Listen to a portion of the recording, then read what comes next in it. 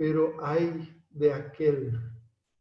La iglesia está llamada a tomar en serio la advertencia de Jesús y es una advertencia a sus discípulos, a los de adentro, a no ocultar, a no tener miedo y sobre todo a anunciar una buena noticia de liberación, de justicia, de reparación en estos escenarios ocultos.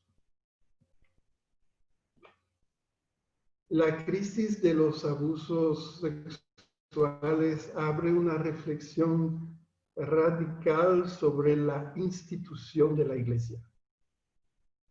¿Cómo asumir, amar nuestro cuerpo institucional y no ser agentes ni cómplices de comportamientos estructurales perversos y mortíferos?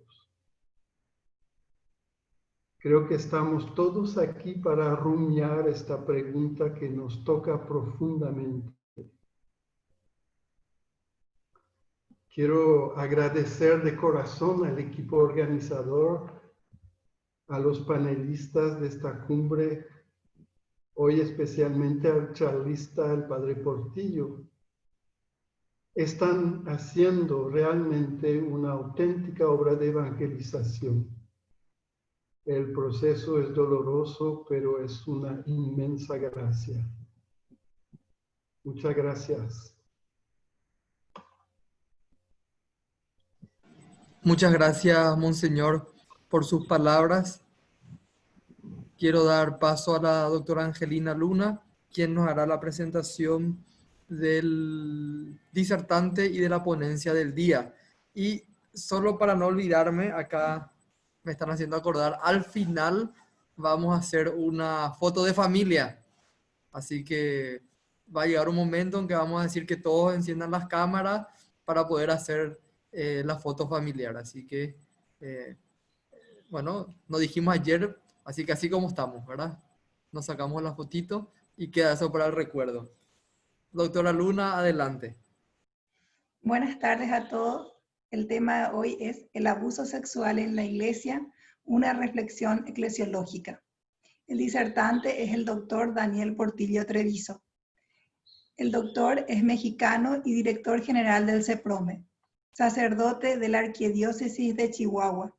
Estudió la licenciatura en Teología Espiritual y la especialización en formación sacerdotal en la Pontificia Universidad Gregoriana de Roma. Más tarde obtuvo el grado de maestro en psicoanálisis por la Universidad Intercontinental y después el de doctor en teología por la Universidad Pontificia de México, UPM. Actualmente es director del Centro de Investigación y Formación Interdisciplinar para la Protección del Menor, adscrito a la UPM, y profesor de tiempo completo de teología y psicología en la misma universidad. Es director del Consejo Latinoamericano de Protección de Menores y miembro de la Comisión Internacional de Protección de Menores de la Orden de los Agustinos Recoletos. Sus líneas de investigación son la formación sacerdotal, la prevención del abuso sexual de menores dentro de la Iglesia y la integración de la teología espiritual y la psicología. Dentro de sus publicaciones se encuentra el libro Psicoteología del Discernimiento Vocacional, una tentativa de protección del abuso sexual de menores en la Iglesia Católica. Ha coordinado algunas obras con el tema de prevención, tales como Tolerancia Cero, estudio multidisciplinar sobre la prevención de abusos en la Iglesia, la prevención en la Iglesia en la era digital, formación y prevención, la prevención en la Iglesia, el entorno protector de la catequesis, como hombres de Dios, reflexiones sobre la formación presbiteral en el mundo actual. Buenas tardes, doctor. Muchas gracias por su presencia. Buenas tardes, Angelina, y buenas tardes para todos también. Es un gusto poder compartir este escenario a distancia, agradeciéndoles por toda la organización que se ha llevado a cabo y sobre todo por la prioridad que ha decidido tener la Conferencia Episcopal junto con todo el equipo colaborador en el tema de la protección de menores en esta cumbre que han orquestado de una manera maravillosa a través de la vía virtual. Felicito y agradezco también por toda la organización y la planeación que se ha llevado por parte del equipo. Quisiera antes de empezar con mi ponencia señalar que quisiera dedicar esta ponencia en honor a nuestra amiga que se encuentra ya en la Casa de Dios, Yolanda Alderete, amiga nuestra de Paraguay, que desde México la recordamos con mucho cariño como alumna nuestra en el diplomado, y pues quisiera dedicarle esta ponencia particularmente a ella, por su eterno descanso y unirme a través de esta con toda su familia también. Me han pedido que si podíamos finalizar el día de hoy en esta tercera jornada con una reflexión sobre la prevención y la teología. Es una manera para poder concluir aquello que ya Patricia e Inés nos han ido ellas mismas compartiendo desde distintos enfoques. Patricia como psiquiatra, Inés como abogada y canonista. Vamos a cerrar con un aspecto particularmente para justificar una reflexión eclesiológica en el tema de la prevención. Voy a permitirme compartir pantalla. Supongo que ahí lo están viendo. ¿Es correcto? Es perfecto. Bueno, vamos a hablar sobre el aspecto de iglesia y prevención hacia una teología de la prevención. Voy a partir desde una teología latinoamericana y voy a tomar como base también Evangelii Gaudium para poder hacer un análisis de reflexión que valga para la teología sobre la iglesia y para ir apuntalando hacia una teología de la prevención también. Vamos a partir del hecho de que específicamente todos los escándalos sexuales han venido a estremecer la realidad de la iglesia, la conciencia misma de ella, y han venido a afectar todo aquello que respecta también por el silencio y el ocultamiento, por la complicidad que se ha dado.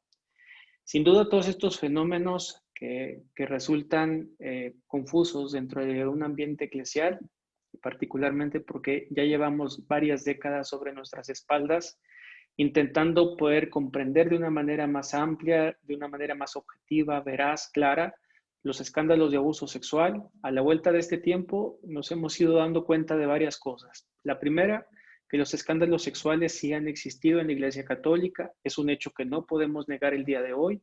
Segundo, que los abusos sexuales no solo se cometen dentro de la Iglesia, lamentablemente el porcentaje más alto se cometen en nuestros ambientes familiares, llamado o conocido como incesto.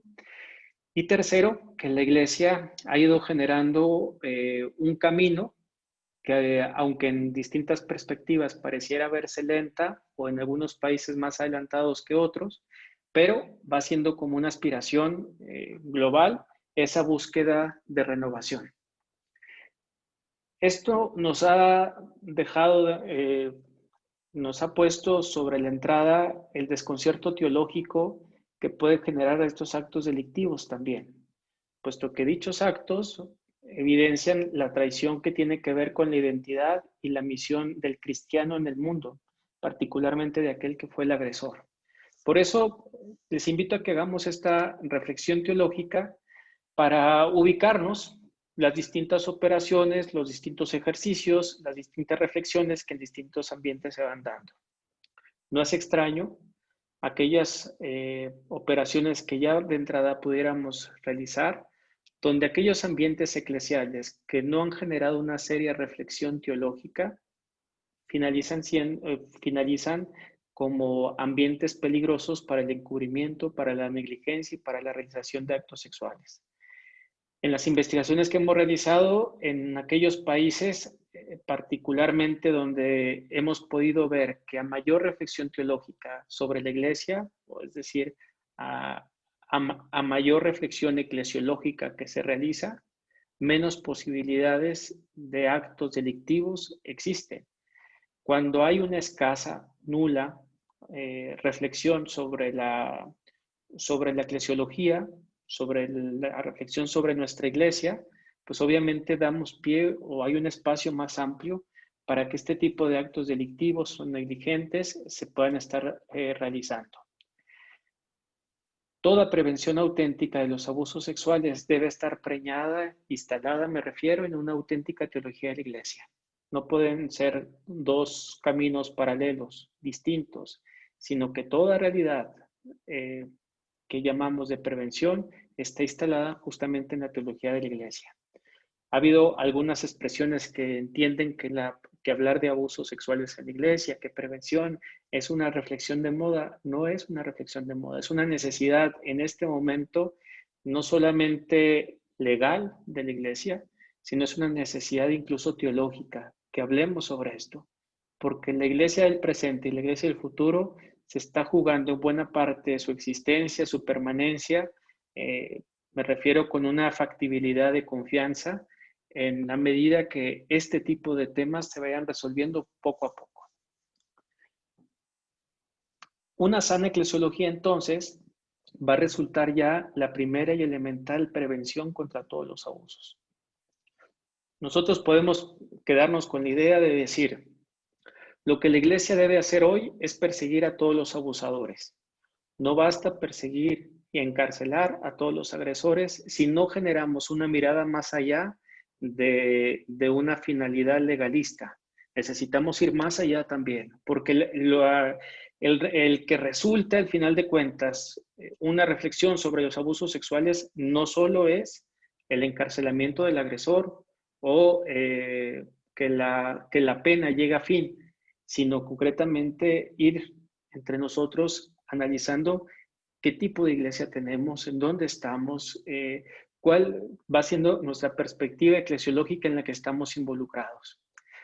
Por eso quisiera partir de un análisis para poder para poderles invitar a una reflexión posteriormente sobre la teología de la prevención, que partamos sobre lo que llamaríamos eclesiopatías. Diríamos la iglesia de los escándalos. Por eclesiopatías no quiero decir que la iglesia esté enferma, sino quiero decir que dentro de la iglesia existen dinámicas abusivas que pueden detonar comportamientos sexuales inapropiados. Cuando hablo de eclesiopatías no me refiero solo a comportamientos sexuales generados al interno de la iglesia. Me refiero que entre nosotros puede haber unas dinámicas de abuso que quizás no hemos frenado, quizás no hemos detectado o no nos animamos como a detener. Pongo ejemplos desde los más mínimos hasta otro tipo de ejemplos que pueden tener una mayor gravedad. Por ejemplo, una dinámica abusiva puede ser aquella donde una secretaria de alguna parroquia se sienta con autoridad suficiente para lastimar, gritar o para atender de mala manera a algunas personas que van a pedir informes a la oficina parroquial sobre cómo realizar un bautismo, cuáles son los requisitos para una confirmación, etc. La mala actitud o diríamos en mexicano el mal genio que puede tener esa persona le puede generar una actitud que puede desconcertar de pronto a las personas que van a pedir informes. Un sacristán que entre más llaves tenga, experimenta mayor poder. A más llaves, más poder. Porque tiene llaves de todo, aunque nomás sea la llave del baño de la parroquia, pero siente que ese espacio él puede mandar sobre esto. Pienso que la reflexión sobre los abusos sexuales nos lleva a una reflexión que va siendo cada vez más amplia y entre ellas va siendo el buen trato.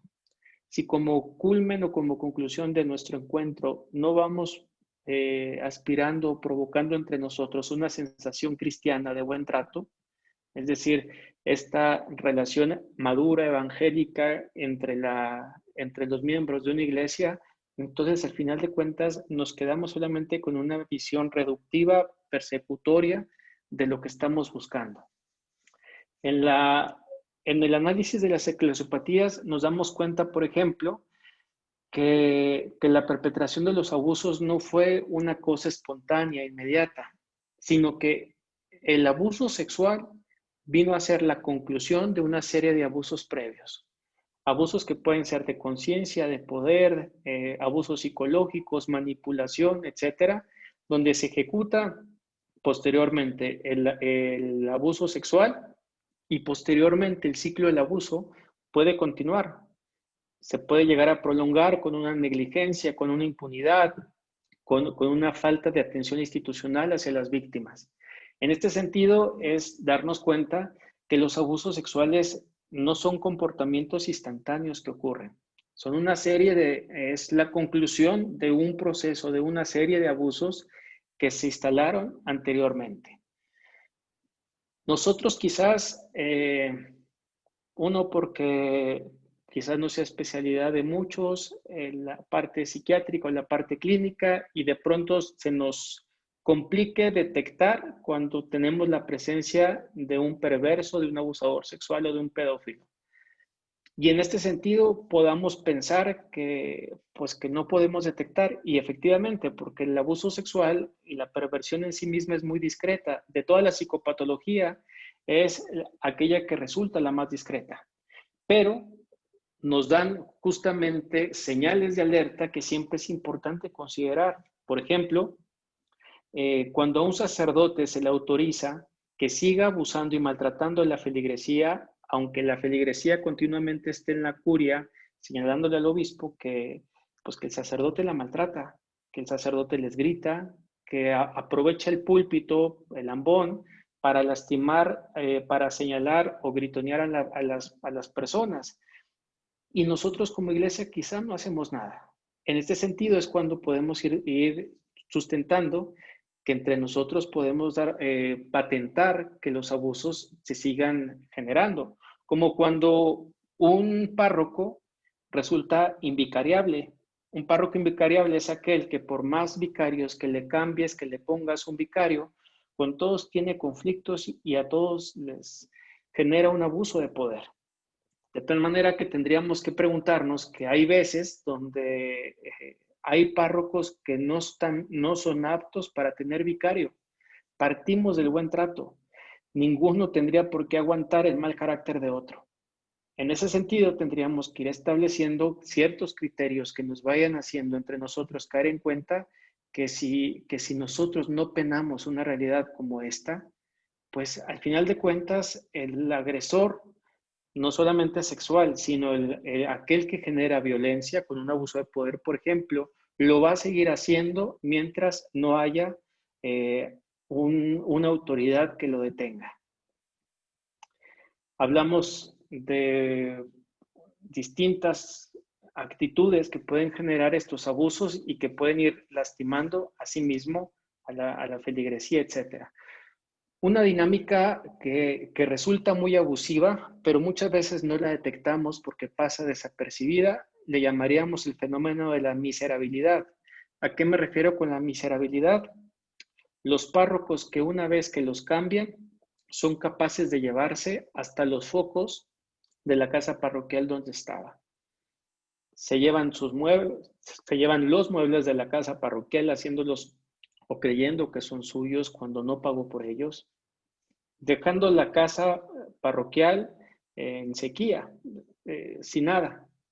El nuevo párroco que llega tendrá que darse cuenta que tendrá que comprar muebles. Si fue capaz de llevarse los muebles, ¿cuánto más no habrá sido capaz de llevarse también la economía de la parroquia? Por eso, yo pienso que la iglesia ha ido generando esta conversión donde nos damos cuenta que no fue una espontánea invasión mediática de los escándalos la que detonó las acciones transgresivas cometidas por el clero. Es más, pienso que algo que no deja de rondar por mi cabeza, por ejemplo, es pensar, si la iglesia hubiera actuado, si los escándalos mediáticos no hubieran agarrado fuerza a nivel global. Porque creo que esto para nosotros sería un verificador eclesial para darnos cuenta en qué iglesia estamos. Pensar que la iglesia haya actuado solamente por un escándalo sexual, tendríamos que darnos cuenta que eso no solamente hablaría de una limitación estratégica, sino de una pobreza teológica. Porque al final de cuentas es una reacción paranoico-persecutoria por el hecho de pensar que los escándalos vendrán a nosotros y que necesitamos adelantarnos para vivir como apagafuegos. Las comisiones de los delitos sexuales evidenciaron sin duda lo que llamaríamos la descentralización que padeció o padecen en algunos países la Iglesia. ¿A qué me refiero con la descentralización? Veremos algunas frases de Francisco, esta por ejemplo a los obispos de Chile, cuando les dice: lo que sí podemos observar es que la Iglesia, que era llamada a señalar a aquel que es el camino, la verdad y la vida, se volvió ella misma el centro de atención. Qué peligro cuando la Iglesia se vuelve ella misma el centro de atención. Dejó de mirar y señalar al Señor para mirarse y ocuparse de sí misma. Concentró en sí la atención y perdió la memoria de su origen y misión. Por eso, esta eclesiocentralización resultará siempre un comportamiento institucional que obviamente va a patologizar toda acción pastoral. A esto es a lo que me refiero con una eclesiopatía. Cuando de pronto la Iglesia, mirándose o con este afán de centralizar la mirada sobre sí misma, la eclesiocentralización, pues obviamente toda eclesiocentralización genera fenómenos de patología. Una patología donde de pronto deja de mirar a su Señor y solamente se mira a sí misma. Si lo analizáramos esto solamente desde una perspectiva de análisis institucional, estaríamos hablando de un narcisismo. En este sentido es un riesgo entre nosotros y cada vez tenemos que hacer una reflexión muy seria sobre esto, porque puede ser un riesgo que como institución podamos estar generando un análisis narcisópata sobre nosotros. El narcisismo es como la fantasía de hincharnos, de inyectar sobre nosotros una excesiva idealización de la institución misma. Por eso, cierro entonces con la definición cuando hablo de eclesiopatía como toda dinámica anómala, patológica, enferma, que dentro de un ambiente eclesial va a propiciar la cultura del abuso y por eso detonar posibles comportamientos sexuales inapropiados. Las eclesiopatías son las que anteceden entonces a los comportamientos sexuales. ¿Qué tipo de eclesiopatías pudiéramos mencionar? Abuso de conciencia, abuso de poder, clericalismo laical, seminarismo. El seminarismo es un nuevo fenómeno que estamos analizando en la formación, donde nos vamos dando cuenta cómo los fenómenos de la idealización de aquellas estructuras de antaño vuelven a ponerse de moda. Entonces es toda aquella estructura teológica que Vaticano II se esforzó por renovar, pues obviamente hoy en este fenómeno de transición, de turbulencia, se genera nuevamente como esta búsqueda para un análisis que vaya siendo cada vez más centrado en sí mismo. Obviamente que toda eclesiopatía pone en evidencia la responsabilidad de todos aquellos que somos parte de la institución. A diferencia de llamarla cleropatía, porque la cleropatía significaría que entonces el clero es el responsable. Pero en la práctica nos hemos dado cuenta que toda la comunidad de bautizados somos responsables de este proceso de reforma, de renovación de nuestra iglesia que se está llevando a cabo. Si no entramos desde una perspectiva eclesial en un fenómeno de renovación, nos quedamos cortos. La prevención en la iglesia no es una acción jerárquica, es una acción eclesial. Le compete a todos los bautizados justamente entrar en esta perspectiva de renovación con una finalidad de buen trato. Por eso, el abuso no solamente lo comete un agresor sexual, sino el abuso también lo puede cometer una iglesia que resulte negligente, permisiva o silenciosa, aquella que puede permitir o al menos tolerar el abuso.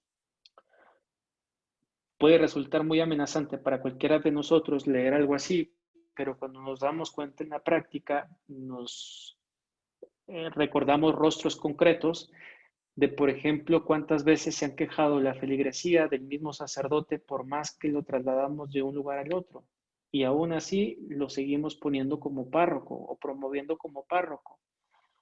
En este sentido, es importante también pensar qué tanto nuestra reflexión eclesiológica puede ir empujando un sistema de prevención que cada vez vaya más a una perspectiva de purificación.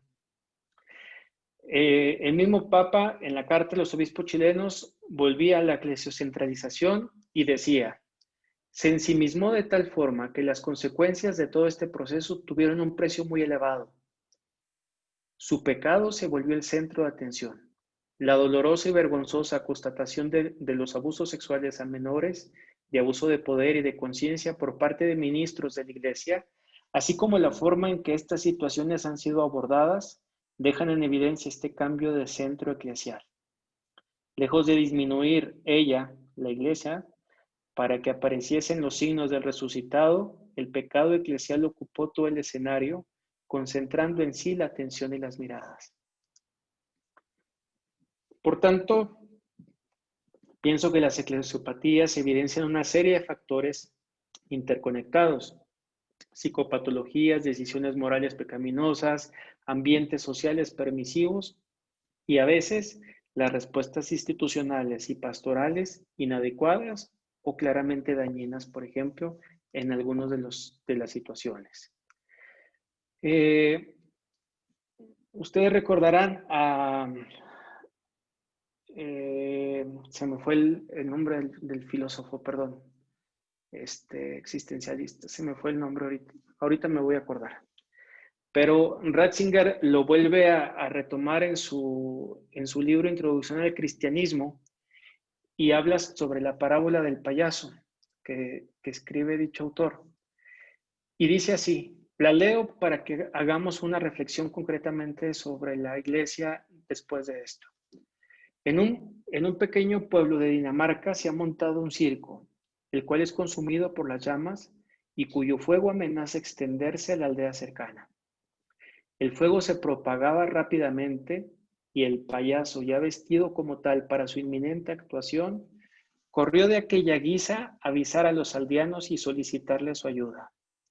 La gente del pueblo, que esperaba con ansia la actuación, explotó de risa ante aquella actuación tan perfecta de terror que seguramente era utilizada como reclamo publicitario para atraer espectadores. Mientras más explicaba el payaso aterrorizado lo que estaba ocurriendo, más carcajadas provocaba.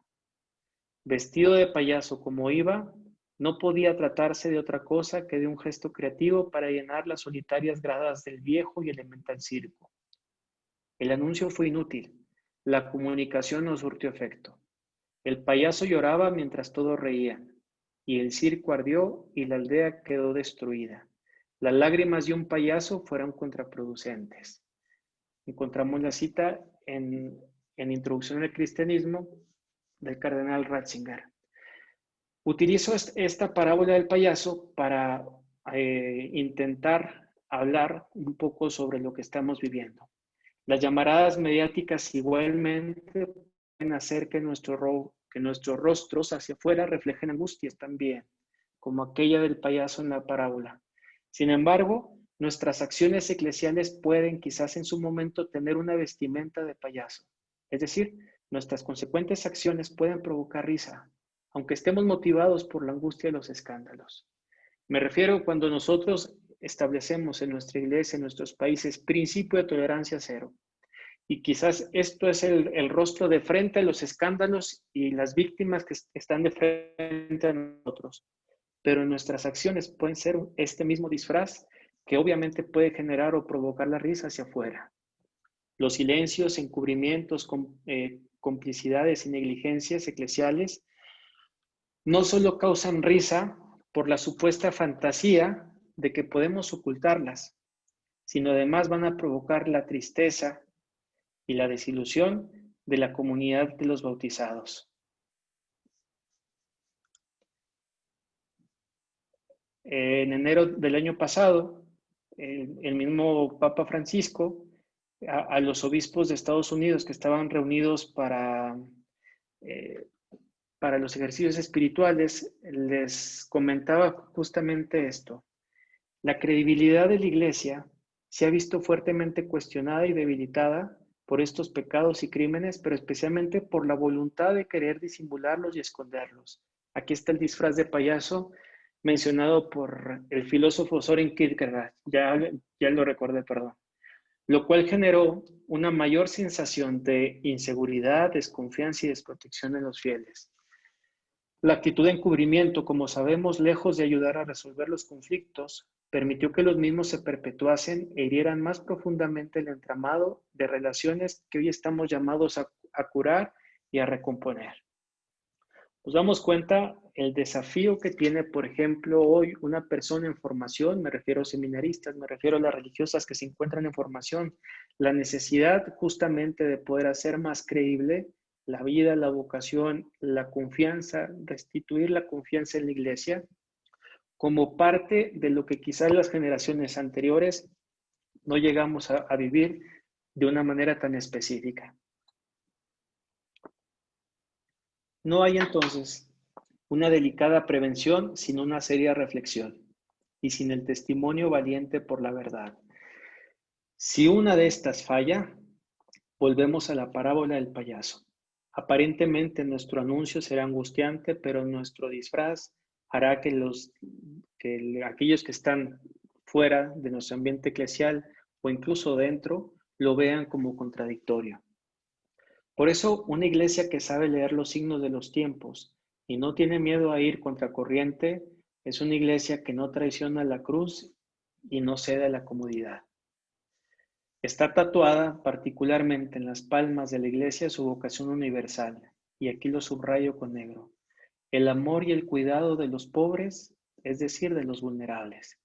Esta es nuestra vocación como iglesia universal.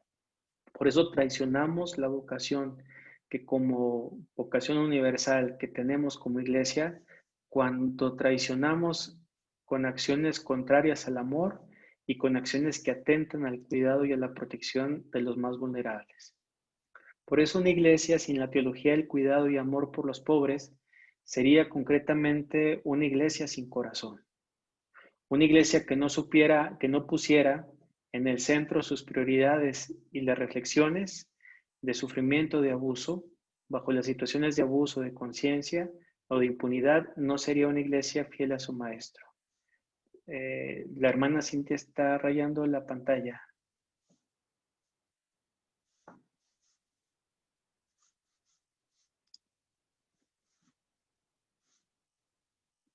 Voy a dejar de compartir y luego vuelvo a compartir de nuevo. Listo. Hablemos entonces de esta segunda parte de una teología de la prevención. Pienso que la cumbre que han vivido estos días nos tiene que motivar para preguntarnos qué tipo de iglesia queremos dejarle a la generación de creyentes de hoy y a la generación de creyentes del mañana. Ojalá que vivamos con la esperanza de dejar una iglesia mejor de aquella que nos recibió cuando nos bautizaron. Y por lo tanto una iglesia que sea más veraz, más auténtica, más coherente con el Evangelio. Ubicaríamos, basándonos en Evangelii Gaudium 127 y haciendo confer en el 112, que hablando de la renovación estructural de la iglesia, esta renovación está en la fuerza que proviene del bautismo, que empuja a los discípulos a anunciar la savia y el fervor del Evangelio en cualquier lugar, en la calle, en la plaza, en el trabajo, en el camino y en el mismo trato. Por lo tanto, partimos de que la teología de la prevención tiene justamente como perspectiva de realidad aquella comunidad de bautizados dispuestos a anunciar el fervor del Evangelio en el mismo trato y en nuestros distintos ambientes. La reforma estructural de la iglesia, particularmente podríamos decirlo en el tema de la prevención, implica un nuevo protagonismo de cada uno de los bautizados, que sustentan la voluntad de prevenir el abuso en la primacía de la gracia.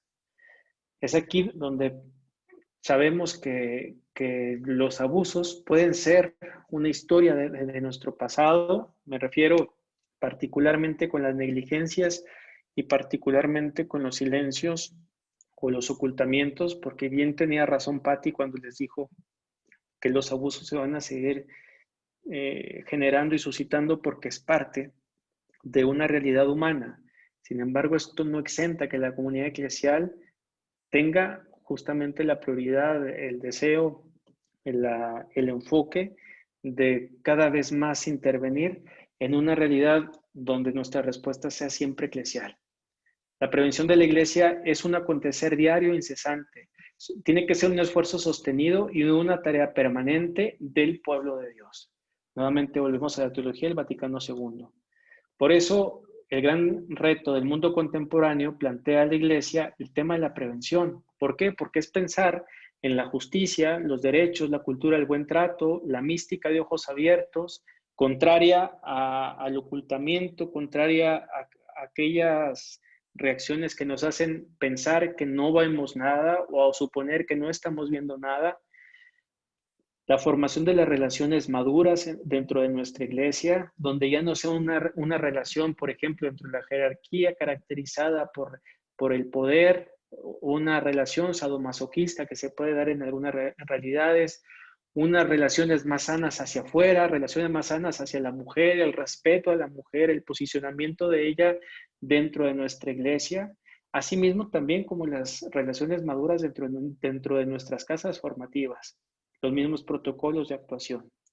Todos estos aspectos creo que son parte de aquello que tiene que recoger el tema de la prevención como gran reto en el mundo contemporáneo.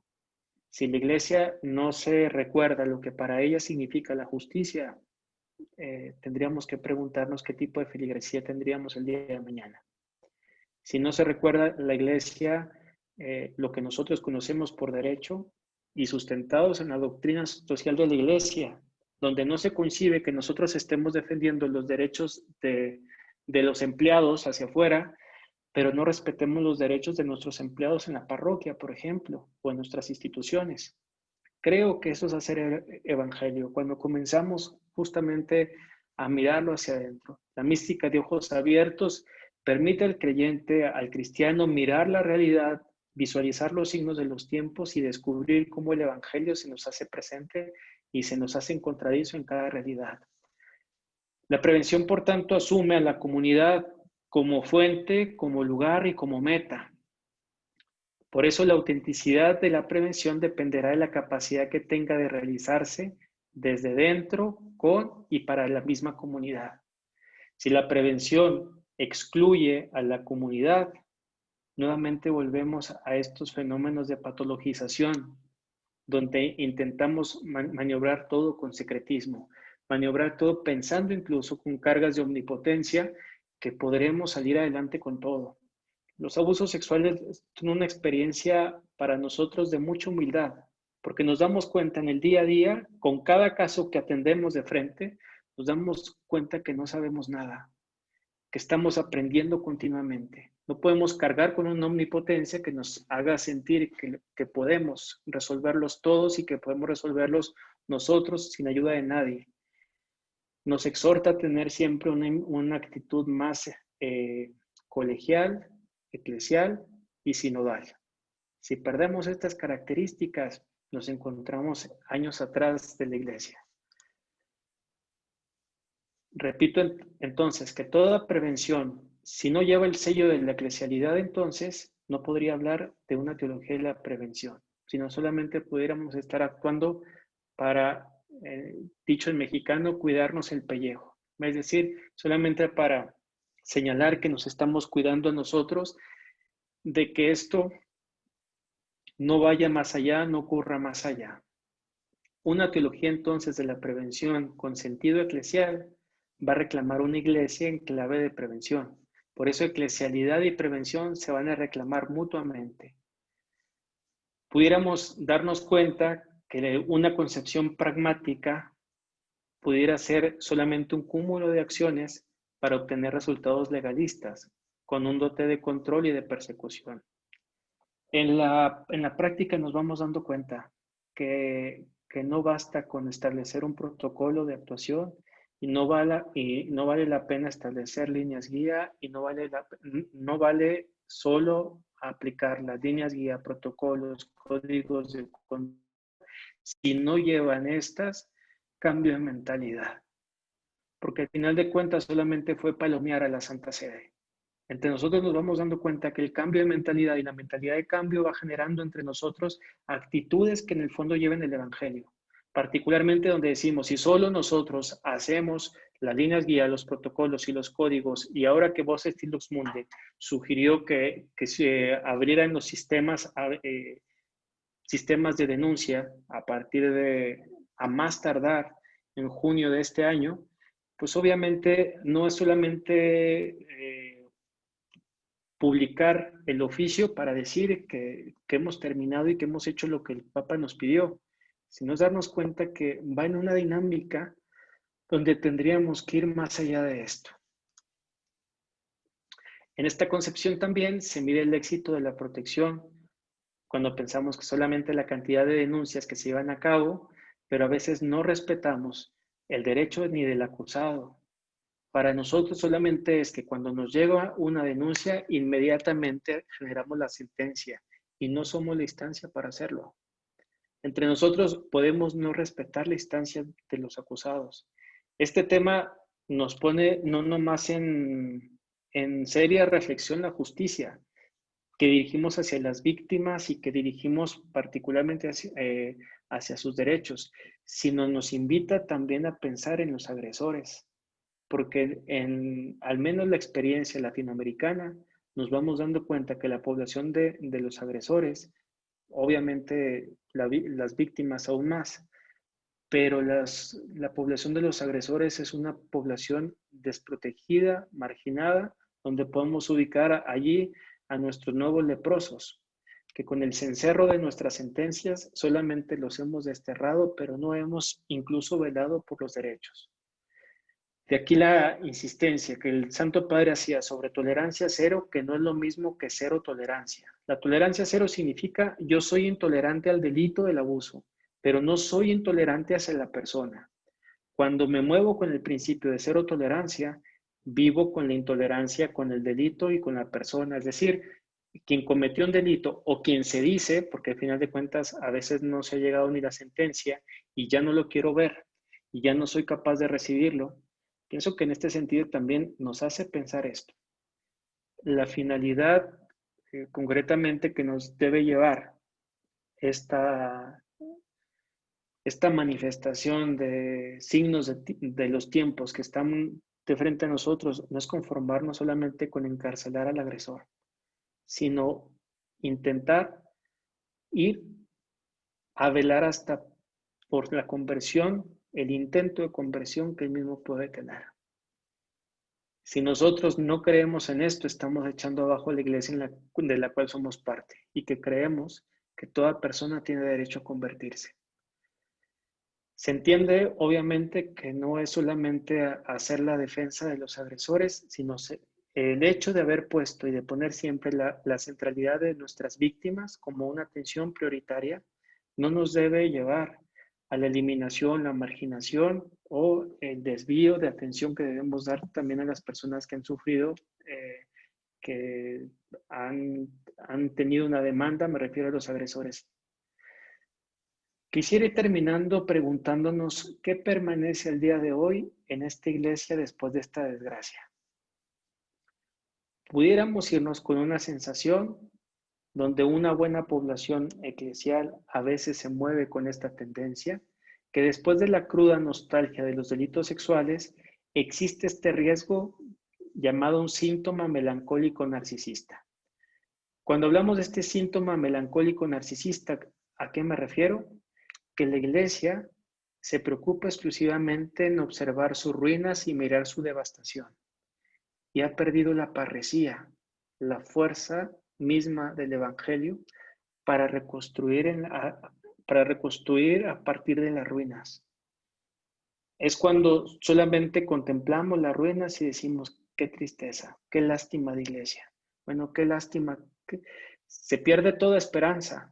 Pero la melancolía, por eso se vuelve el narcisismo. Freud decía que no existe más narcisista que un melancólico, porque es efectivamente una persona que solamente se está refiriendo a sí misma con aquellas situaciones nostálgicas, añejas, deprimentes, con aquel desastre que la caracteriza. La persona se identifica con su desastre. Lo mismo nos pudiera pasar en la iglesia también.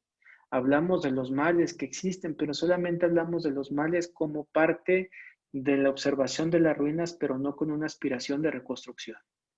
Creo que en este sentido los bautizados somos motivados y llamados con un sentido de esperanza a reconstruir nuestra iglesia en la confianza, por ejemplo, en los vínculos, en la credibilidad institucional misma y establecer mejores relaciones de trato que vayan conformes y coherentes a un código de transparencia. Estando en Suiza, me llamó mucho la atención como aprendizaje en el tema del sistema vial. Hay tres cosas que me llamó mucho la atención del sistema vial en Suiza. El primero es que las reglas eran muy claras. Nadie podía decir que no sabía la regla. Las reglas eran sumamente claras.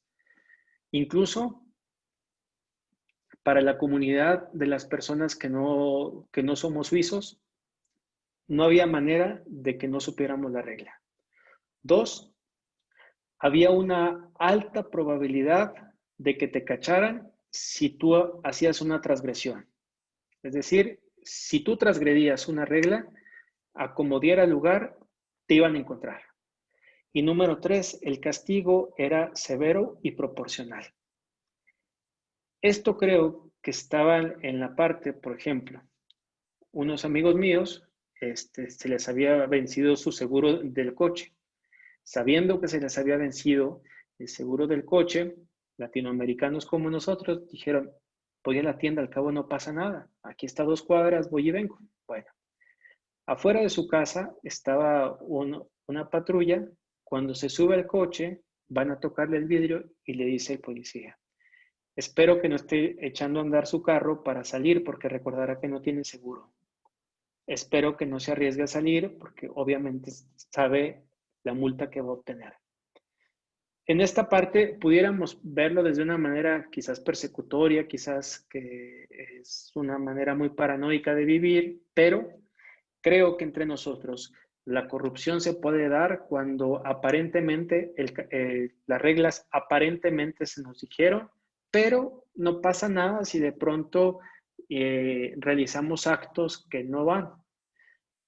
Los casos que hemos atendido en Latinoamérica, que vale la pena insistir que en este momento el 65% de los casos de la Congregación para la Doctrina de la Fe son de América Latina. Y en este sentido, es un punto para reflexionar sobre nosotros, sobre la necesidad de hacer una seria reflexión sobre los casos. Debido a que esta motivación y esta reflexión nos tiene que provocar en cada uno de nosotros el pensar, sobre todo, con qué actitud nos vamos a poner de frente a las situaciones que estamos viviendo como iglesia. Si las medidas de protección contra el abuso se enclaustran solamente en un interés de la iglesia institucional, ya no hay espacio para los demás, menos aún para las víctimas. La conversión entonces es de aquella búsqueda de intereses institucionales por el privilegiar a las personas. Muchas veces, previo incluso a la llegada de Benedicto XVI, se mencionaba muchas veces el privilegio de salvar la imagen de la iglesia, que al final de cuentas era colocar la institución al centro. No es por nada que Benedicto XVI, en uno de sus comentarios que realiza sobre el tema de los abusos, señala que los enemigos de la iglesia no se encuentran fuera de ella, sino que se encuentran dentro de ella. Y se refería justamente a esto, es decir, cuando no solamente la comunidad de los abusadores, sino la comunidad de aquellos que pueden patentar a los abusados, los abusos, perdón, vemos de qué manera muchos agresores en la iglesia han sido patrocinados por la impunidad. Y en este sentido tenemos que dejar las cosas muy claras. ¿De qué manera podemos ir construyendo la iglesia a partir de lo que hoy hemos vivido? Mientras la melancolía narcisista, por tanto, aloja la amargura en la que algunos miembros de la iglesia se convierten en seres resentidos, quejosos y sin vida, pongo ejemplos claros. Nuestros colegas sacerdotes, que le pongas al obispo que le pongas, está en desacuerdo con el obispo que venga. No es un conflicto vocacional, es un conflicto de autoridad. es un conflicto y una realidad que traen. Cuando ya esto ya es recurrente, me refiero. Cuando nos convertimos en seres resentidos y particularmente podemos ubicar un espacio que es necesario enfocar, que es el rubro que llamaríamos coprofílico. ¿Quién es el coprofílico dentro de la iglesia? Ustedes saben que en psiquiatría hablamos de coprofilia como aquella persona que genera una excitación o una erotización hacia las heces, ver, oler, sentir o incluso mirar el acto de defecar. Ese es el coprofílico en la parte clínica. Si hacemos una analogía del término coprofílico, el coprofílico dentro de nuestra iglesia es aquel que se encarga de propagar el mal de los hermanos.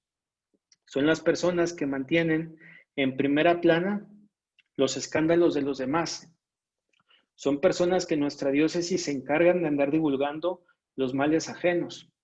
Su objetivo se basa en juicios lacerantes, en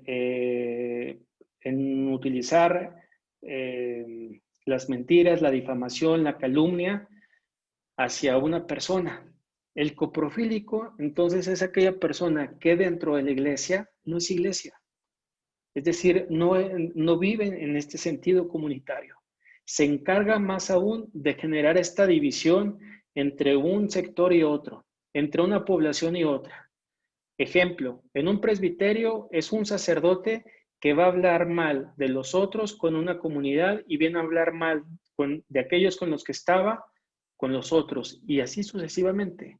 Son personas que van generando y propagando el mal de los demás en unas realidades que no están en función de ayudar a los otros. El Papa Francisco, en el discurso que daba a la Curia Vaticana con motivo de las fiestas navideñas hace 2 años, hizo un elenco de las patologías de la Curia Vaticana. Y la 9ª patología la mencionaba él como la enfermedad de la hipercomunicación. Y decía él que es el mal de las personas que por no tener el valor de hablar a la cara, apuñalan por la espalda. Es justamente la dinámica en la iglesia. Es decir, un coprofílico anda evidenciando los escándalos de los otros, pero solo por poner el mal en el otro y generar justamente toda la sensación que puede atentar contra la buena fama de una persona. La teología de la prevención, entonces, implica un compromiso de transparencia, sinceridad, solidaridad, que debe insistir siempre en la conversión como un dinamismo insustituible de la vida cristiana. Voy un poco más rápido porque entiendo que ya casi termina el tiempo. No hay una teología de la prevención si no se toma en cuenta la conversión. Convertirse no significa en despojarnos de aquello que históricamente se posee. Es decir, la conversión institucional, que aquí no solamente es una conversión personal, sino provocar también la conversión institucional, implicaría redimir, es decir, reparar aquello que en un momento preciso lastimó la dignidad humana. Creo que el tema más importante en el ámbito de la soteriología que tendría que darnos hoy una reflexión partiendo de esto, de la salvación, tiene que ser la reparación. La medida que nosotros reparamos el daño causado por alguno de nuestros miembros hacia una víctima, pone en juego la soteriología, el misterio de salvación en el cual nosotros creemos. Porque si nosotros hacemos a un lado la víctima, no queremos hablar con ella, no pretendemos establecer ningún diálogo con eso, se echa abajo toda la soteriología que nosotros creemos, se supone que creemos en ella. Una teología, por tanto, de la prevención resultará siempre en un sentido de la teología litúrgica conmemorativa. Recordarán desde los judíos o de la teología judía que el memorial no se entiende como una crónica amarillista de los escándalos que han venido en el pasado. Desde el más fuerte escándalo del 6 de enero del año 2012, cuando The Boston Globe, aquel equipo especializado de Spotlight, generó en el día de la manifestación de la Epifanía de la Iglesia el 6 de enero fue a propósito justamente cuando arrojó el informe. Ese informe se iba a entregar en septiembre del año anterior. Sin embargo, fue el atentado contra las Torres Gemelas, recordarán, y el Pentágono, y se tuvo que dar largas hasta enero y se tomó el día de la manifestación, de la Epifanía, justamente como parte de esa necesidad que en la Arquidiócesis de Boston resultaba necesaria. El memorial entonces se entiende como un acontecimiento salvífico del presente.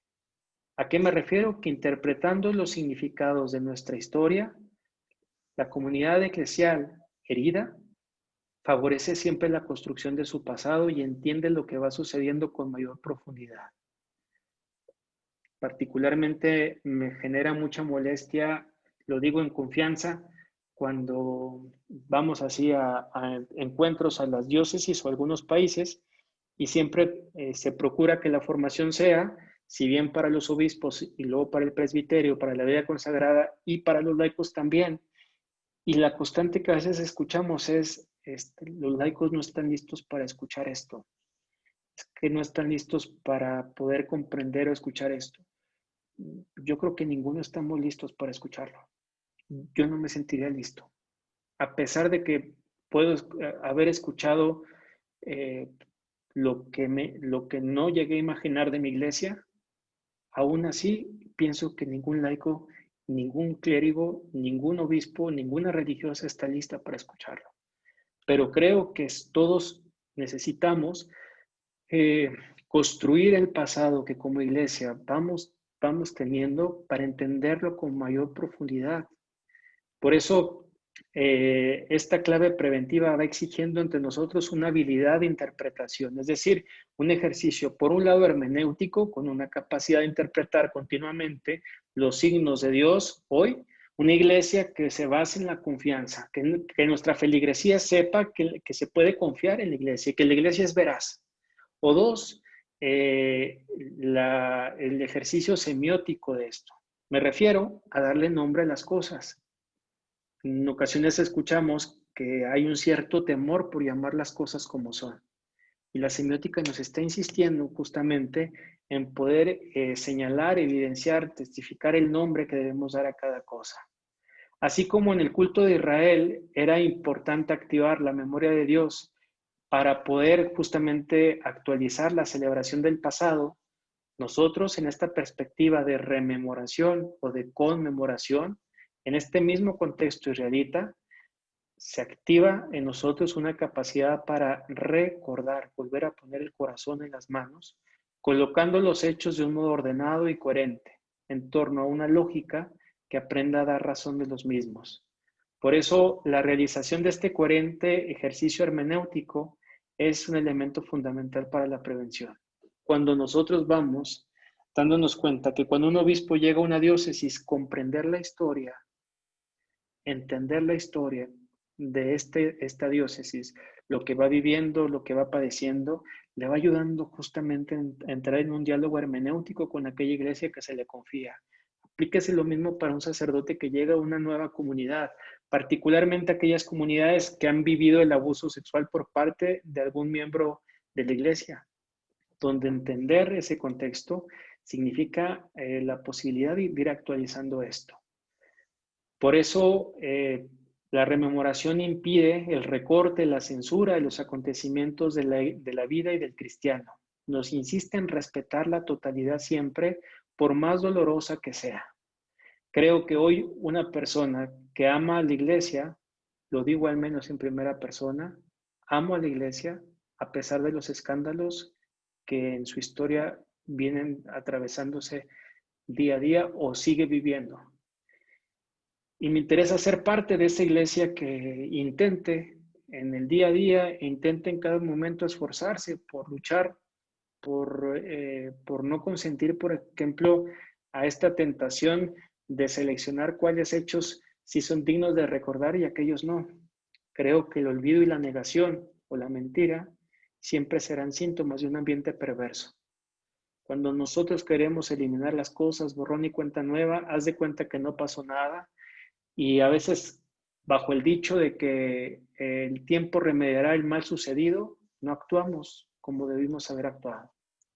La teología de la prevención es, por tanto, una confrontación a nuestra vocación bautismal.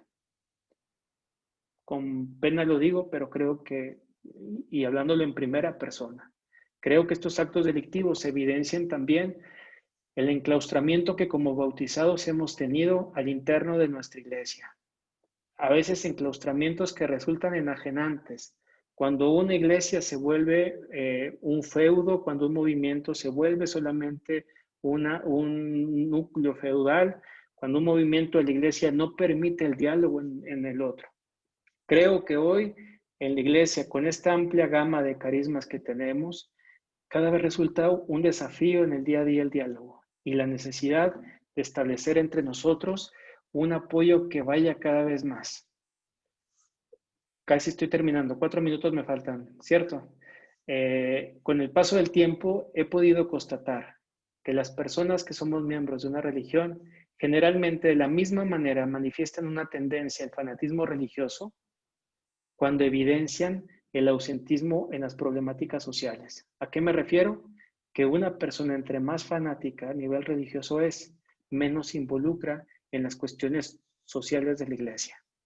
A las personas a las cuales menos les interesan los abusos de la iglesia, la reflexión sobre una teología de la prevención, son las personas que se encuentran en una esfera fanática, donde pareciera que esto es no hablar o hablar en contra de lo que está sucediendo.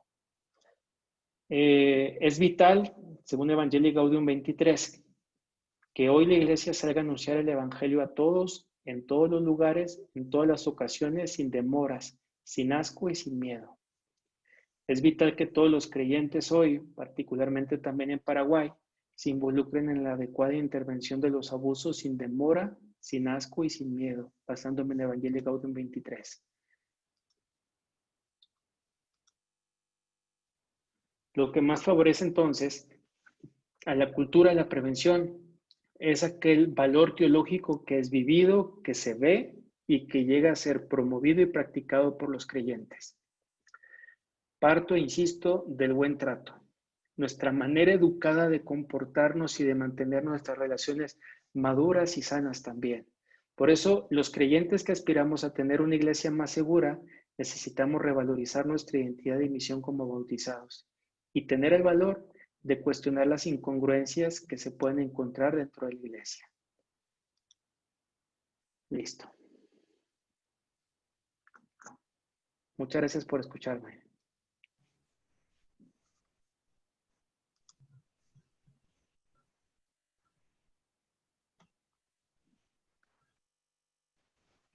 Padre, muchísimas gracias. Muy clara su ponencia, muy amena. El tema es un tema del cual había mucha expectativa y creo que la gente quedó satisfecha. Tenemos algunas preguntas, Padre, que le quisiéramos hacer. Claro. Dada su experiencia como formador en varios países latinoamericanos, ¿cómo ve los esfuerzos de la Iglesia respecto a la prevención de abusos en su seno? ¿Existe conciencia y compromiso real de abordar esta problemática? Contesto una por una, ¿está bien? Sí. Ok.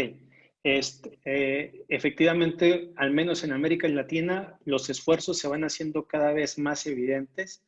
Un esfuerzo palpable como el que están realizando ustedes, que va generando mayor confianza en nuestra gente también y va señalando la necesaria fase que necesitamos atravesar, que es la sensibilización. Viene un reto muy importante y es justamente el de la reparación. Y esa es la fase en la que América Latina necesitamos justamente adentrarnos. La sensibilización está siendo cada vez más fuerte en los ambientes eclesiales latinoamericanos y el paso o el avance o el alcance que necesitamos ahora ir es hacia la reparación. Una reparación, por último, perdón, que resulte integral. No se trata solamente de una reparación económica, se habla de una reparación integral. Otra pregunta, padre. Si desde los formadores parten enseñanzas distorsionadas y desviadas para los nuevos sacerdotes, ¿cómo enfrentar estos hechos? Bueno, partimos que a la base o en el origen de todos estos fenómenos abusivos estuvo justamente una ausencia de discernimiento, y la ausencia de discernimiento no solamente es el discernimiento vocacional con candidatos que admitimos que no tienen vocación, sino que también era necesario y resulta cada vez más elemental la selección de los formadores mismos.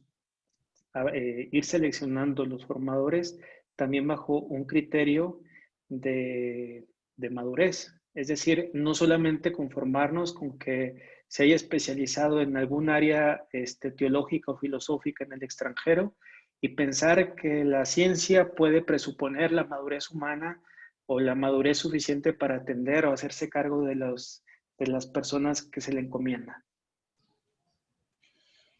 La jerarquía católica sigue manteniendo el celibato en los sacerdotes y religiosos, por cuestión de doctrina o también por factores como el económico. El celibato se sigue manteniendo por muchos sentidos. En primer lugar, por un contenido de la teología y de la tradición de la Iglesia, efectivamente.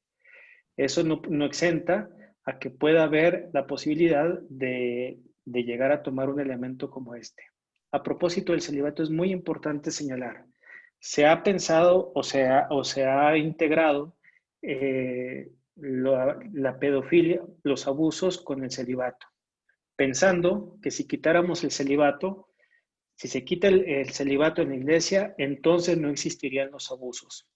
La práctica y los porcentajes son claros, porque las personas que han justamente vivido los abusos sexuales en una porcentual más alta, me refiero al ambiente familiar, donde hay una práctica sexual recurrente, donde hay vida de pareja, donde hay un ambiente familiar, es el ambiente donde se tiene un porcentaje más alto.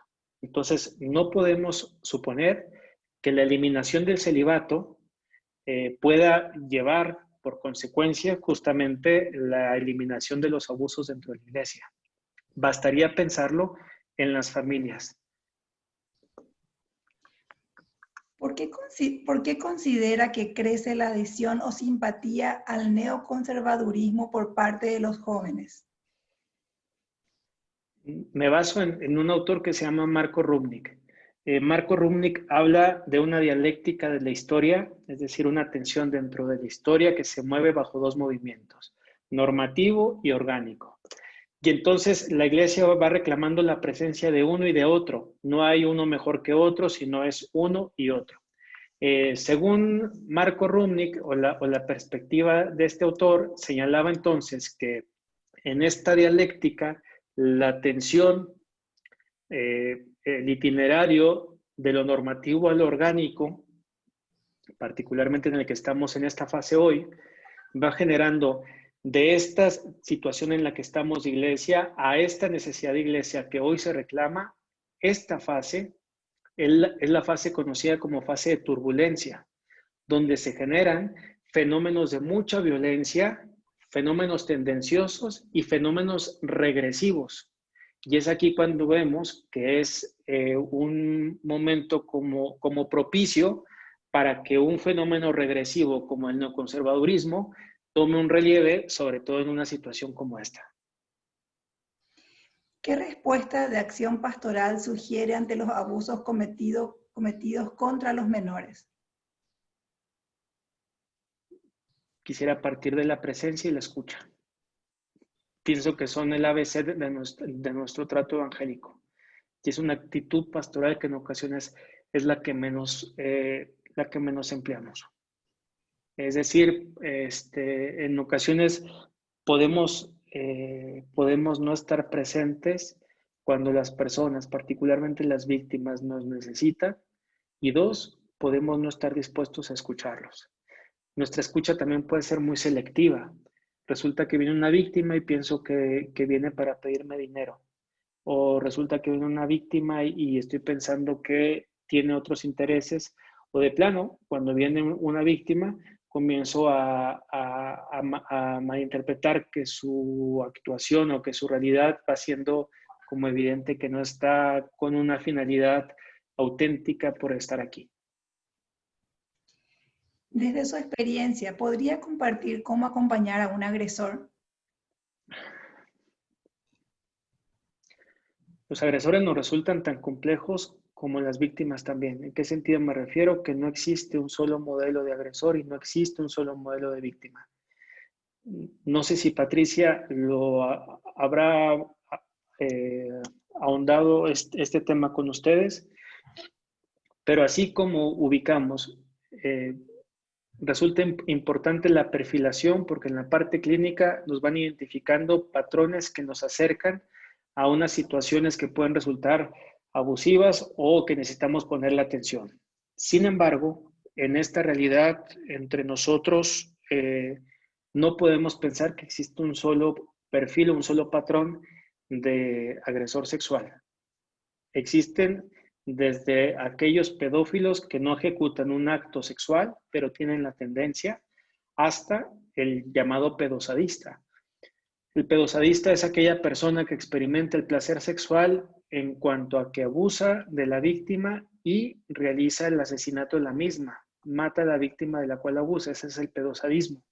Entonces, dentro de este rango al otro existe una amplia gama de agresores. Sin embargo, creo que nos hemos topado con situaciones que una persona necesita mucho hígado para atender a una persona que ha sido agresor sexual, particularmente de los que se encuentran más en esta tendencia, narcisistas con psicopatías o psicópatas con narcisismo, que resultan como la tendencia más complicada para la atención, porque continuamente te están devaluando, porque nada de lo que tú dices se da. Lo que nos pasa un poquito en la iglesia, ¿no? Es decir, a veces no generamos un sano diálogo en nosotros, cada quien nos sentimos autoridad para decir las cosas y lo que el otro diga, yo digo que está mal, yo digo que no debería ser. Este tipo de devaluaciones las experimentamos y las vivimos en la terapia también con los agresores. Un caso muy reciente que fue antes de la pandemia, se los comparto. Patricia y yo tendríamos un caso entre ella la víctima, yo el agresor. Se le ofreció el diagnóstico al obispo con la finalidad de que la persona, el agresor concreto, necesitaba la supervisión porque era una persona que podía tener una tendencia al suicidio. A propósito de lo que desde el día de ayer se viene reflexionando en algunos medios de comunicación sobre el suicidio en la vida consagrada y sacerdotal. Y le insistimos mucho al obispo que necesitaba supervisar a esta persona, porque era una persona que podía caer en una situación de quitarse la vida. Se le hizo fácil, comentó que no se le iba a dar a nadie porque pues él debía entrar en una fase de silencio y de reconciliación consigo mismo y que eso era como darle un premio todavía para contratarle a una persona para que lo cuidara a él. Insistimos y yo acabé por darle una hoja en la cual él me iba a firmar de responsabilidad sobre aquella indicación que se le dio. Al día siguiente me hablaron para que fuera a reconocer al padre porque se había colgado. Esta imagen al día de hoy, 6 meses y medio después de ese acontecimiento, no se me quita de la cabeza. Si pienso en el crucificado, me vuelve a traer la imagen de aquel padre. Con todo el delito que hubiera cometido, con todos los casos que pudiera haber traído sobre la espalda, nada quitaba que no lo pudiéramos llegar a tratar como persona. Y creo que en eso, o sea, en este sentido, es ponernos desde ambos aspectos. Y no es que guardara nada de empatía en el vínculo terapéutico.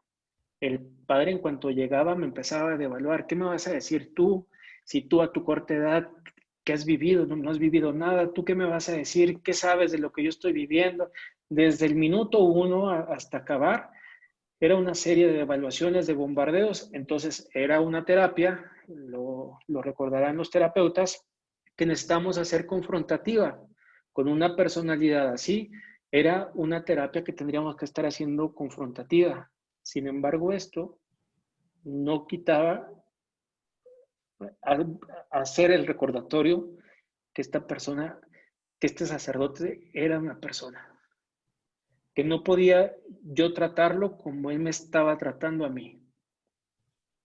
Que en este sentido debía esforzarme aún así por toda la historia de abusos que también él traía consigo. Y ni modo. Entonces, pienso que a veces cuando vamos a atender un caso, particularmente uno también tiene que medir sus fuerzas. Yo llevo 10 años en este tema de los abusos sexuales de menores y cada vez me siento como si estuviera en el kinder, es decir, en mi primer día de clases. Siento que no sé nada y siento que cada vez que estamos dentro de un ambiente así es empezar con algo que los manuales de psicopatología nunca nos lo enseñaron, que la terapia clínica con los transgresores nunca nos señalaron, por ejemplo. Y es aquí donde uno pues tiene que nuevamente darse cuenta que estar con estas personas nos ayudan también a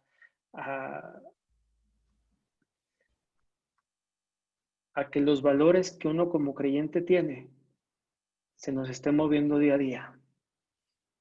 Yo en estos 10 años creo que no me había pensado incluso como sacerdote suponer la idea que acabaría haciendo lo que hago hoy. Amo lo que hago sin duda, pero es un ejercicio, para mí es como un alpinismo, es un ejercicio de alto riesgo. Cualquier mínimo movimiento puede generar un daño irreparable hacia las otras personas. Lo que yo diga cuando servimos aquí en la Nunciatura y de pronto dar un dictamen, es recordarme que estoy en un alpinismo, en un ejercicio de alto riesgo. Porque una palabra errónea que yo diga atenta contra esta persona. La puede llevar años a cárcel donde no tenía por qué haber ido a cárcel porque no realizó el delito, aunque las denuncias falsas sean de muy bajito porcentaje, esto no significa que no existan, existen. Pero también con las víctimas. Todo lo que no hagamos hacia ellas les va a repercutir y las va a revictimizar aún más. Las víctimas nos refieren, si leemos sobre las víctimas en la iglesia, la constante es una expresión de Mary Collins, aquella víctima irlandesa, que se me hace lapidaria y se me hace muy fuerte, es: la fe no me la quitó el agresor, la fe me la arrebató la iglesia, cuando no fue capaz de escucharme. Y esta puede ser la constante justamente dentro de nuestras víctimas, cuando de pronto la revictimización institucional resulta más intensa que el abuso sexual en muchas ocasiones. ¿Cómo podemos comprender la actitud de la reparación ante esta realidad en clave pastoral? ¿Cómo entender la actitud de la reparación en clave pastoral? ¿Es correcto? ¿Así Sí, fue, Angelina? así. Sí, ok. ¿Cómo podemos comprender la actitud de la reparación ante esta realidad en clave pastoral? Bueno, partiendo incluso desde el mismo contexto teológico de salvación. Salvación viene de salud misma, es decir, recobrarle la salud, retomar esta salud integral hacia la persona. Reparar significa restituir la salud en la persona. Y restituir la salud significa desde la estabilidad emocional, desde la reinserción dentro de la comunidad parroquial, dentro de la comunidad. A final de cuentas, las víctimas a veces terminan como exiliadas de parte de nosotros, como expulsadas de la comunidad, porque pensamos que fueron ellas las que traicionaron por su culpa. Un caso que tengo en mente, cuando le decían a una víctima: por tu culpa nos quitaron al cura.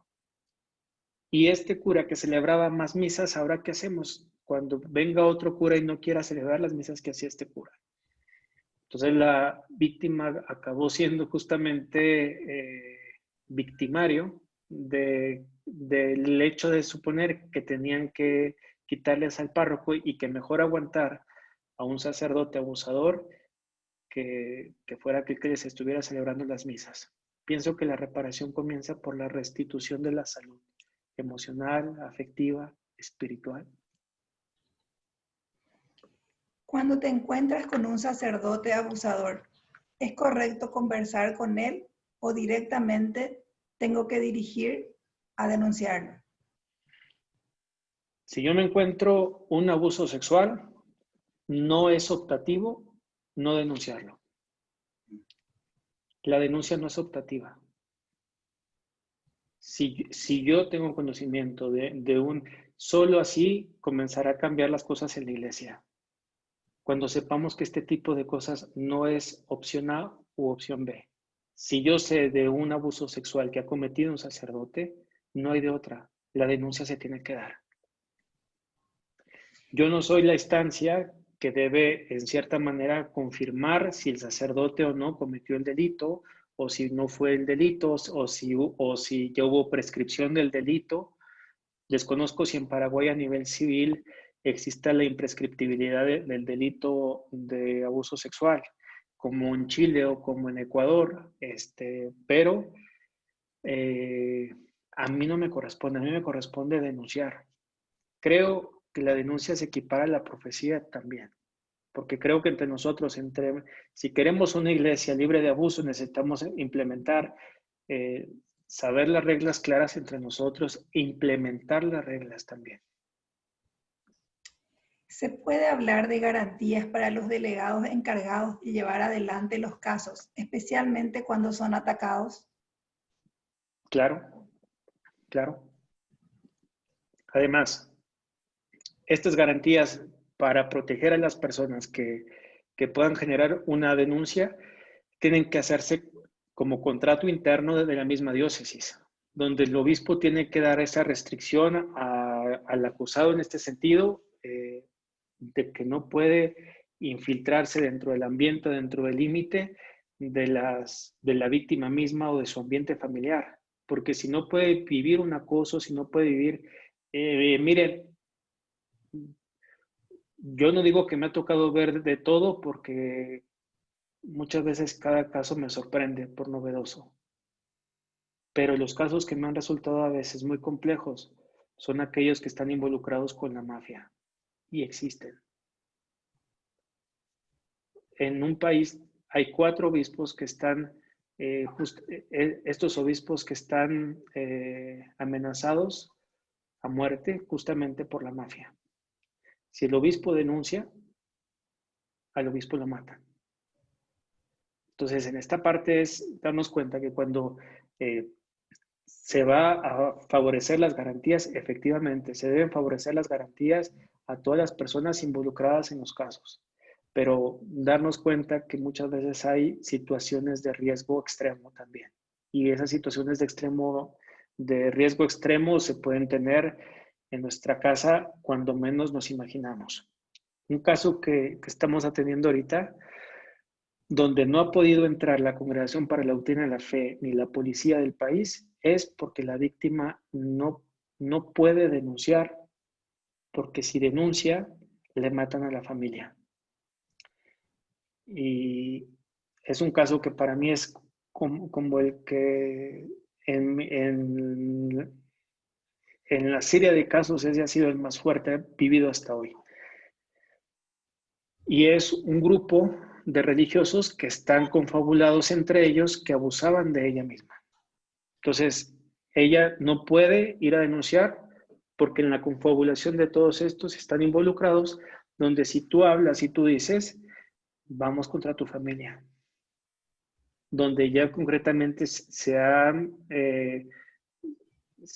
han habido situaciones que han afectado la integridad de algunos de los miembros de ellos.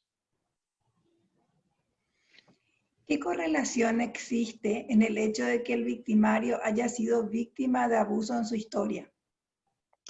Al menos se habla del 40% de que el 40% de los agresores sexuales fueron abusados sexualmente. Esta es una estadística de los últimos estudios sobre los agresores sexuales. Sin embargo, los agresores sexuales o los abusadores sexuales, mejor dicho, sí traen en su historia acontecimientos de abusos, violencia familiar, golpes, situaciones de abandono, porque el abandono o la indiferencia también es un abuso, pasivo y negligente, pero es abuso. Y en este sentido es toda una serie de historia de abusos que el agresor sí trae con él.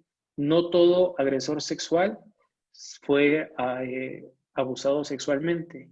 Y también es importante insistir, no toda víctima de abuso sexual se convierte en agresor sexual. ¿Es posible la recuperación de una víctima y un victimario? ¿Cómo? Si no fuera posible, no tendríamos nada que estar haciendo nosotros al pensar en conversión. Y no tendríamos nada que estar haciendo pensando en salvación. Creo que siempre será posible.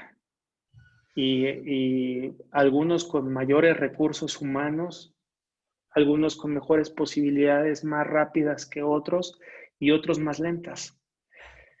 Cuando atendemos víctimas, nos damos cuenta que algunas víctimas tienen mejores recursos porque además que tienen una red a su alrededor, una red que los va fortaleciendo, no solamente una red eclesial, sino es una red familiar, vínculos de pareja, donde esto le puede generar un mejor pronóstico. En el caso contrario, nos vamos dando cuenta que no, o sea, que hay una situación donde de pronto una persona puede estar viviendo situaciones de revictimización o fenómenos que llamamos el síndrome de Estocolmo, la identificación con personas, la identificación amorosa, erótica o perversa con personas que le generan algún daño.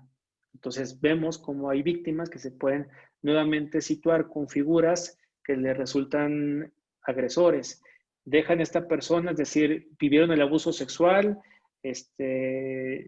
ya el agresor se fue, etcétera, pero en la pareja viven con personas, con alguna pareja que las golpea, por ejemplo, que las daña, etcétera. Entonces, allí vamos ubicando cómo los fenómenos de violencia se pueden ir generando como una especie de repetición, la compulsión a la repetición que llamamos. La última pregunta, padre. Dice, ¿qué experiencia hay con situaciones donde la justicia es corrupta? ¿Qué experiencias hay donde la justicia es corrupta? Sí, en relación a la denuncia obligatoria ante la autoridad civil. Dos casos que me vienen en mente. Una es cuando el fiscal de esa región era justamente familiar del compadre del agresor. Y entonces, efectivamente, el fiscal finalizó el proceso diciendo que no había habido abuso sexual. Muchas veces el hecho de que nosotros tengamos buena relación con política a veces no nos favorece tanto. No digo que tengamos que ser enemigos de la política, no voy por ahí, sino que me refiero que a veces nuestros vínculos se pueden pervertir cuando de pronto no respetamos los espacios de competencia de cada uno de ellos. A esto me refiero. Y lo tengo claro, por ejemplo, cuando una persona puede generar el otro caso que mencionaba, está fugitivo el agresor porque el fiscal no lo encuentra. Pero la relación entre ellos es una relación muy estrecha y de mucha amistad. Sin embargo, obviamente que este hecho es muy lamentable, pero también sería una situación muy lamentable cuando dentro de la iglesia aquellos que deberían hacer o promover la justicia cayeran en esta misma dinámica. Lo digo, por ejemplo, en casos concretos, como fue en nuestro país amado de Chile, donde en Santiago, quien era el receptor de la denuncia, resultó siendo un agresor sexual de menores. Entonces, lo que hacía es la eliminación de los archivos de las denuncias que llegaban. Y entonces es darnos cuenta que obviamente es terrible cuando una víctima no puede defenderse o encontrar espacio de justicia a nivel civil, pero también qué lamentable cuando esto ocurre en la iglesia. Por eso creo que la justicia empieza con una persona dentro de nuestra iglesia que comience con esta disposición de escuchar, de denunciar. Y las personas que están en los ambientes receptores de denuncias, esta tiene que ser su misión. Lo digo a nivel de conciencia personal. Yo creo que Dios nos va a pedir cuentas de esto concretamente. Porque los casos que dejamos pasar, por favoritismos, por relaciones, por lo que tú quieras, al final de cuentas va a repercutir en la integridad de una persona y muchas veces en la propia vida de ella. Muchas gracias, Padre Daniel. Les agradecemos por sus palabras, por su compromiso y de manera muy especial nos tocó el corazón que se haya recordado de Yolanda. Yolanda Alderete tenía que estar hoy con nosotros. Ella estuvo por México. Lastimosamente hoy ya nos mira desde arriba. Y queremos pedir un momento de silencio para recordarla y compartir con ustedes un video antes de escuchar las palabras de cierre del Monseñor Adalberto Martínez, si nos permite. Quisiera por último, si me permites, antes de solamente agradecer, no me había tocado la oportunidad de agradecer a la Conferencia Episcopal la confianza que han puesto en CEPROME para mandar a capacitar a su gente, distintos obispos que han estado involucrados en el envío de personas muy cualificadas. Lo digo con mucha admiración. Los de Paraguay están en primera fila, no solo físicamente, porque en el auditorio de todos los asistentes, casi eran 200 participantes de toda Latinoamérica, y en los distintos diplomados donde ha habido la presencia de Paraguay, son unas personas en primera fila dispuestas siempre a eso. ¿Cómo no ubicar a Yolanda cuando era justamente quien estaba al frente junto contigo ahí en el auditorio? Y bueno, recordar, y con Enrique también, entonces, ubicar y recordar que toda esta comunidad, junto con el matrimonio de Blanca y de Ricardo, todas las personas queridas de Paraguay que han sido formadas y que una parte de su corazón la han dejado aquí en la universidad también. Lo recordamos con mucho cariño y con mucho agradecimiento a la Conferencia Episcopal y le seguimos abriendo las puertas para formar siempre cuando ustedes dispongan a su gente. Muchísimas gracias.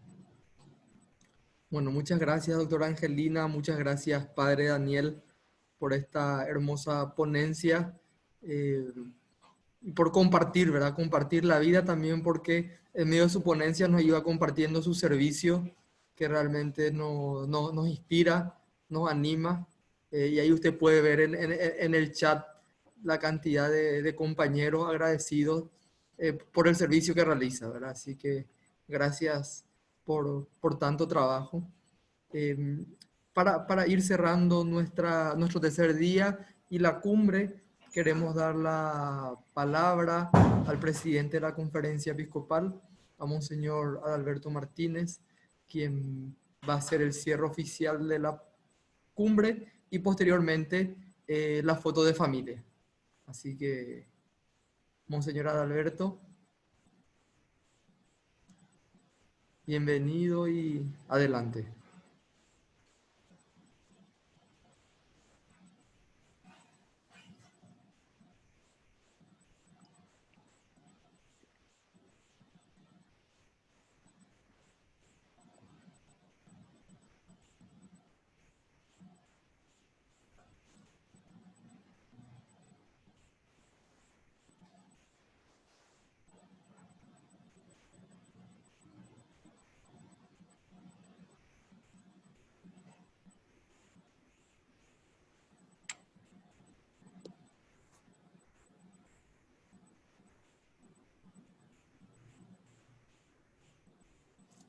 Mientras se une Monseñor Adalberto, a través de la lista de contactos que tenemos, iremos pasando también con el permiso del Padre Daniel los distintos cursos que ofrece el Centro de Protección de Menores de la Pontificia Universidad de México, que en este tiempo de pandemia se hacen todos virtuales, así que es una posibilidad para continuar la formación en esta temática y con el alto nivel académico con el que nos han brindado las ponencias de estos días. Así que, con su permiso, Padre Daniel, iremos compartiendo también las iniciativas formativas del CEPROME con más de estas 350 personas que están participando de la cumbre.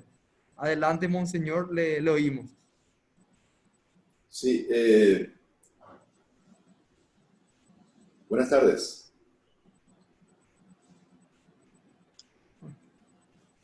Quería mencionar lo que decía el Papa Francisco: no puedo callar ante una de las plagas de nuestro tiempo, que por desgracia ha visto implicados también a varios miembros del clero.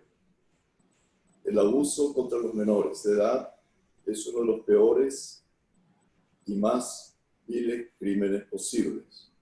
Destruye inexorablemente lo mejor de la vida humana, que está reservada para un inocente, causando daños irreparables para el resto de su existencia. Y quería aprovechar en este momento para saludar a los señores obispos de la Conferencia Episcopal Paraguaya, a los superiores mayores, sacerdotes, diáconos, religiosos, religiosas, seminaristas, formandos, jóvenes asesores y miembros del IPJ, directores de instituciones educativas, católicas, docentes,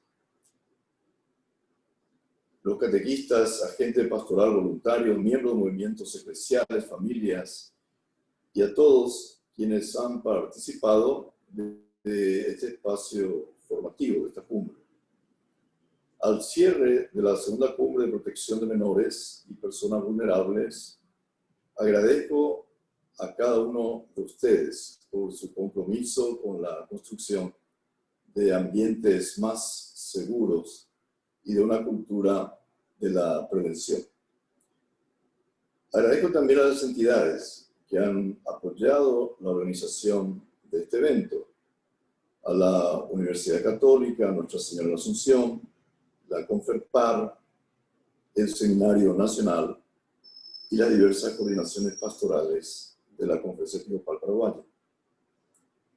También, por supuesto, agradecer a los miembros de la Comisión de Protección de Menores de la Conferencia Episcopal nuestra, y muy especialmente recordamos, ya el padre Portillo ha recordado a nuestra querida Yolanda Silvia Alderete, que ha sido una gran luchadora y que seguramente del cielo estarás siempre trabajando con nosotros.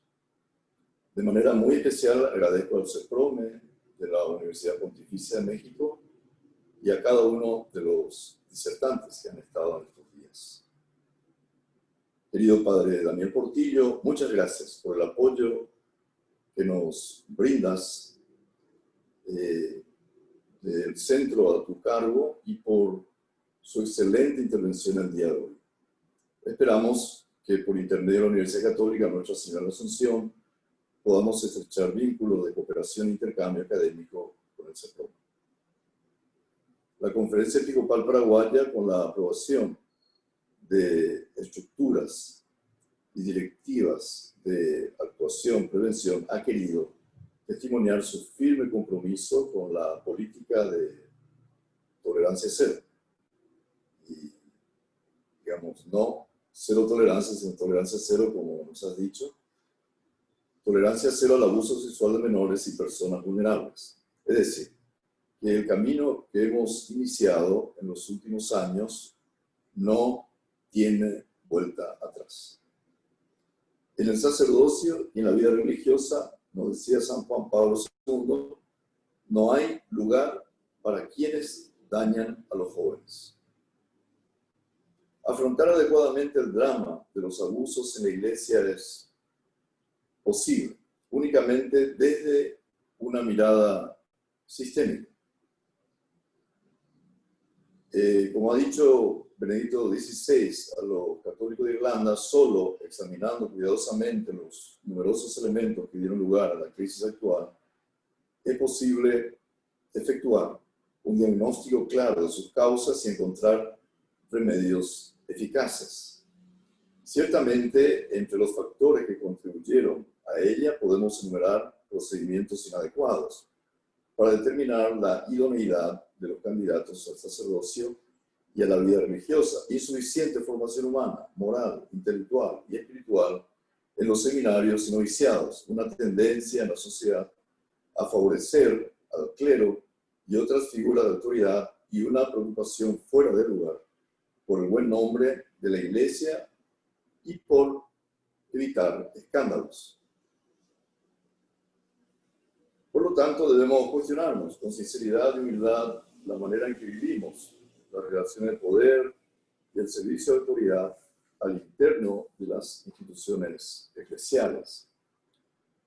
Queridos hermanos, hermanas, la tarea que tenemos delante es ardua, desafiante y no se agota con procesos normativos, sino que requiere una verdadera conversión pastoral, lo que también subrayo. Una serie de procesos y entre ellos se encuentran, solo para recordarnos, la consolidación de instancias de protección de menores en cada diócesis, congregaciones religiosas y movimientos laicales, también en el Seminario Mayor. La actualización de las directrices de actuación, prevención a los efectos de simplificar la estructura y los procesos determinados en ambos documentos. Está el protocolo de prevención y el protocolo de prevención. La ampliación de la propuesta formativa, preventiva, integral para los diversos ámbitos de trabajo de la Iglesia Católica en el Paraguay. La implementación de un auténtico sistema de acompañamiento a todas las víctimas, que ya hemos iniciado en cierto modo. La Iglesia Católica puede brindar un aporte a la sociedad a partir de esta triste experiencia para construir un futuro mejor para tantos niños, niñas y jóvenes de nuestro país. Pero tenemos una gran esperanza. No a la melancolía, como nos decía el Padre, y también de dispersión, de desesperanzas. tenemos buenos pastores y hay que apuntar hacia ellos, realmente reconocer que son verdaderos guardianes de todos sus hermanos, de los fieles y la iglesia. Eso nos da una gran esperanza. Muchas gracias. Muchas gracias, Monseñor, por sus palabras. Muchas gracias a todos los que han participado en esta segunda cumbre. Les pedimos encender sus cámaras a todos. Allí está Aníbal, Marcos, que nos van a orientar para la foto familiar. Entonces, Aníbal. Muchas gracias, Padre Portillo. Muchas gracias. A usted, y muchas gracias a usted y a toda la conferencia por el apoyo también. Con todo gusto. Y nos llevas ahí junto a la Guadalupe. En el corazón se los llevaré. Con todo gusto. Gracias.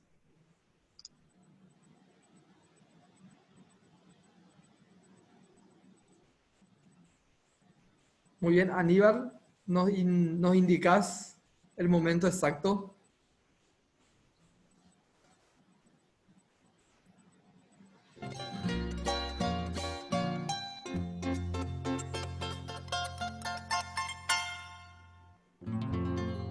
Lleva un poco de tiempo hacer las fotos.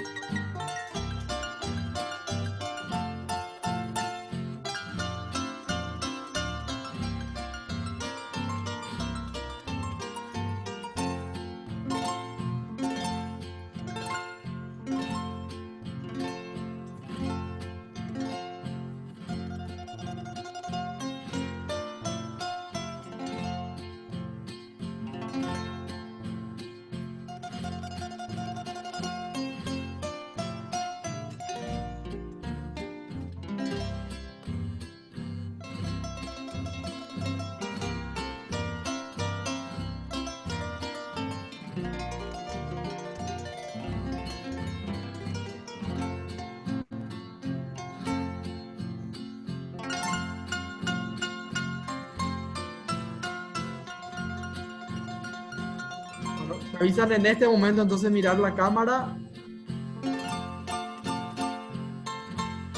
Y esperamos 2 minutos, así que...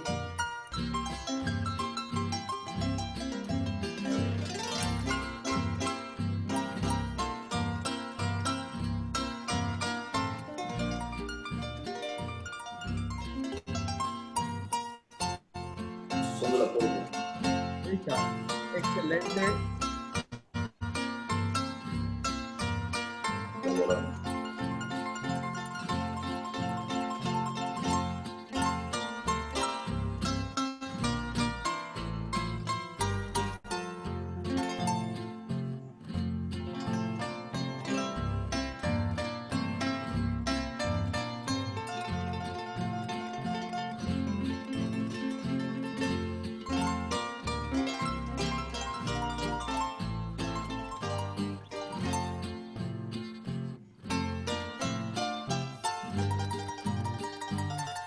Muy bien, siendo las 17 en punto, vamos por clausurada la segunda cumbre de condiciones menores. Seguramente no salgan del grupo de WhatsApp todavía, porque hay algunas informaciones que iremos dando, así que les pedimos un poquito de conciencia de que los grupos de WhatsApp de repente nos tocan por la cantidad de mensajes que hay estos días, pero también en esta semana iremos dando tanto lo que tiene el CEPROME como algunas actividades que tenemos previstas para el mes de noviembre. Entonces, para no perder el contacto, les pedimos aguantar el WhatsApp unos días más. Muchas gracias a todos y buenas tardes.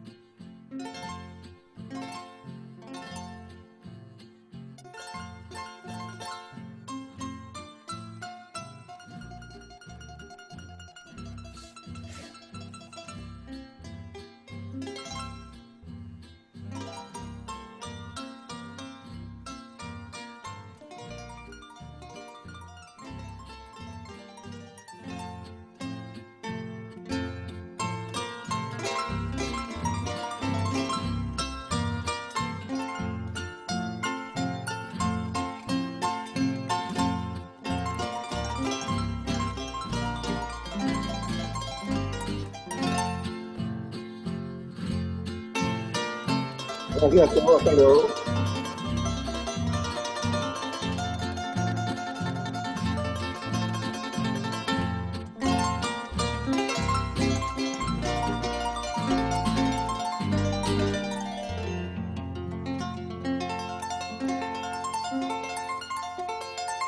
¿No hay? ¿Para mañana no hay? Ah, para mañana sí.